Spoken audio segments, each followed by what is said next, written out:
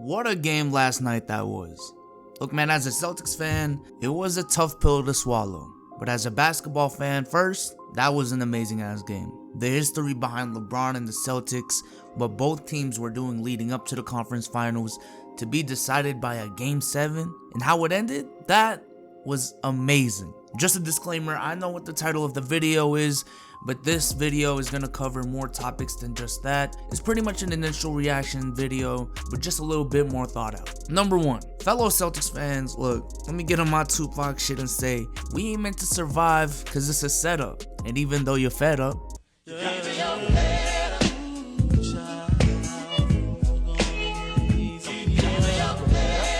nah, but in all seriousness though, there is no reason to keep your head down. It took me like 30 minutes to recover because at the end of the day, the Celtics did have a 2-0 lead. They did have game 7 in their building, and we even had the lead for a quick second late in the 4th. But man, can we just remember this?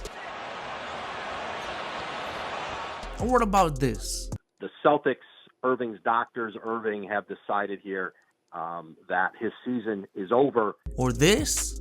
Stephen A., what happens to the Celtics' chances now with Irving under the knife and out of the lineup? Well, they virtually plummet. I mean, they're relatively non-existent as far as I'm concerned. I wouldn't be surprised at all if they were knocked out in the first round. Look, the fact of the matter is, this is a team that didn't have 2 All-Stars in Kyrie Irving and Gordon Hayward. They lost the key role player in Daniel Tice for the season, had some injuries within the playoffs on Marcus Smart, Jaylen Brown, and Shane Larkin that caused them to miss a couple games, and they were damn near 4 minutes away from making the NBA Finals, being led by Brad Stevens, a bunch of 24 and under players, and the great Al Horford. That is amazing. Now, they do have some questions to answer, like what to do with Gordon Hayward. Are they paying Marcus Smart? Should they make a move to really win now or just stay the course, etc., etc. But there is one thing we can't deny, that the future is gonna be really fun in Boston. And then let's move on to the Cavaliers and LeBron James. I'm sorry, but you know what? Fuck a Jordan comparison. Let's just stop that for one day and appreciate what LeBron James is doing. Simply amazing. He damn near played perfect basketball in games 3, 4, 6, and 7, making clutch shots, making clutch plays, being the best player in the world.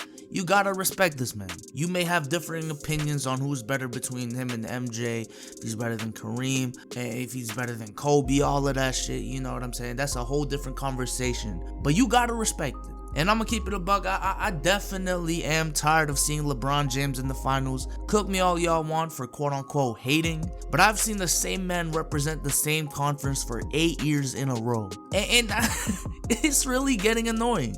But damn, you know what? I get that he's been in a weak conference and that he has a losing record, but I'm not even talking about the greatest of all time discussion. I'm just talking about LeBron and him being one of the greatest players to ever grace the hardwood. 9 finals appearances, 8 in a row is an amazing accomplishment considering how hard it is for certain teams to even make a conference finals, even in the East. And let's give some credit to Tyronn Lue. Yes, Tyronn Lue. For one, making the adjustment to start Tristan Thompson after game 2 because Al Horford hasn't been as effective ever since. And let's give him some credit for setting up the game plan to attack Terry Rozier almost every possession with LeBron because that game plan pretty much changed the series. Let's give some credit to George Hill, who was great in game 6, putting up 20 points on 58% shooting.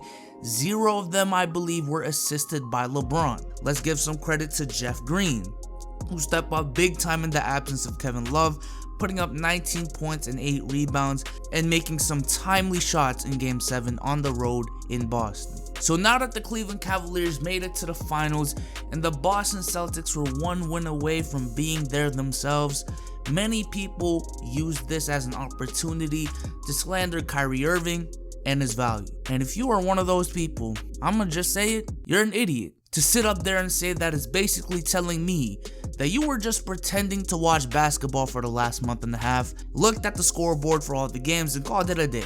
In short, you don't watch basketball. LeBron had to have one of the greatest pre-finals runs in NBA history just to squeeze by to the NBA Finals. You saw how fatigued he was, how he clearly needed someone to take some of the load from him. He was exhausted. The Cavs probably would have beat the Pacers in 5 with Kyrie. The Raptors, yes sir! and they would have beat the Celtics in 5 or 6 with him on the team. The Celtics also had to put up one of the best underdog runs in probably the past 20 years. And Brad Stevens needed to work his ass off to get to the Eastern Conference Finals. You can't tell me that they didn't need Kyrie. When in Game 7, Scary Terry had 4 points on 14% shooting, 0 for 10 from 3.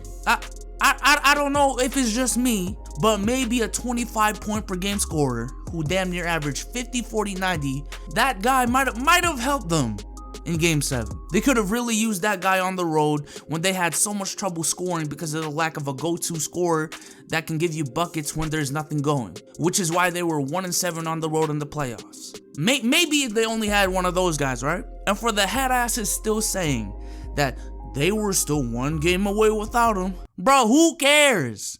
Who cares that they almost made it when they could have with him? You know what? I'm gonna play the same game. Man, you know what? Kyrie isn't really that valuable. The Cavs still took the Warriors to 6 games without him in 2015.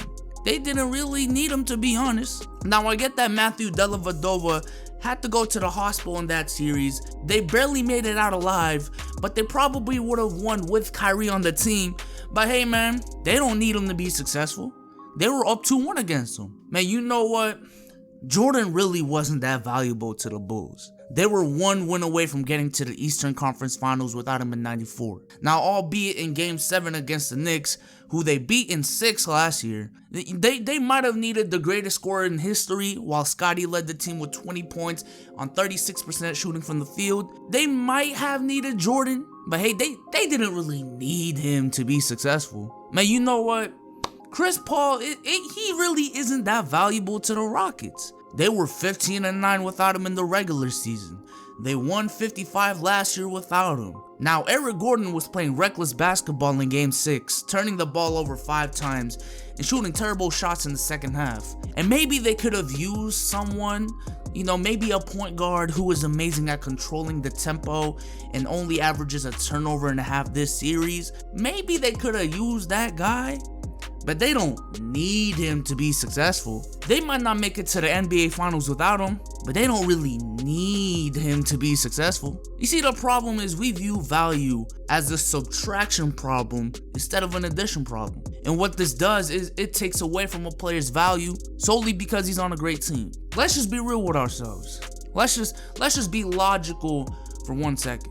Who cares if the Bulls almost made it to the Eastern Conference Finals without Jordan when they won 3 championships in a row with him on the team? Who cares if the Warriors are still a contending team in the West without Curry prior to this year, when they are arguably the most dominant team of all time with him on the team?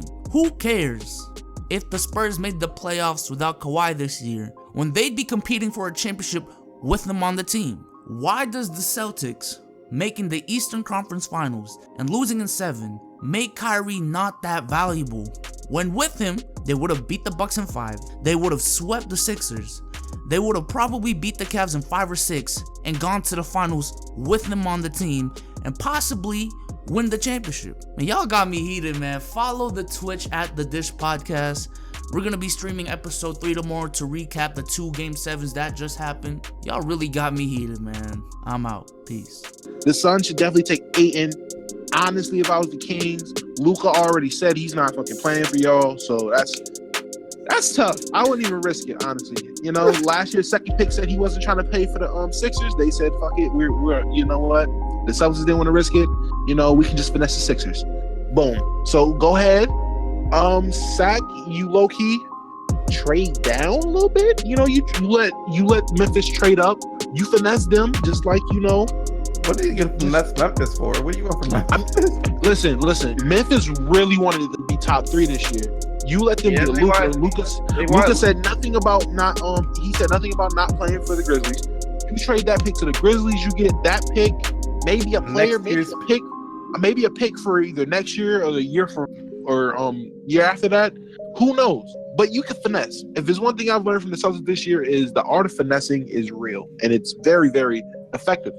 There's not much to finesse from Memphis. They ain't got. I mean, you say that until you finesse them. It takes a finesse to see the finesse. All right. Anyway, So second pick, That's obviously, like- going to be Luka. I'm I just trying to don't finesse think. the Nets right now. I think they'll take Bagley. I think they'll get. I think Luka bitched them, and they'll take Bagley.